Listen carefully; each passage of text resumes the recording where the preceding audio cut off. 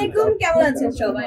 আজকের ভিডিওটা সিলেটের জন্য অনেক বেশি গৌরবের, কেননা প্রথমবারের মতো সিলেটের মাটিতে এলো ট্রফি। বাট এখানে একটা টুইস্ট আছে, সেটা হচ্ছে এই ট্রফিটা সিলেট স্ট্রাইকার্স কে দেওয়া হয়েছে, যাতে করে সিলেটের মাটিতে, যেহেতু সিলেটের ক্রিকেটের ফ্যান অনেক বেশি এবং পুরো গ্যালারি জুড়ে আমরা সিলেট বাসীদের অফুরন্ত ভালোবাসা দেখেছি ক্রিকেটের জন্য, বিপিএল এর জন্য।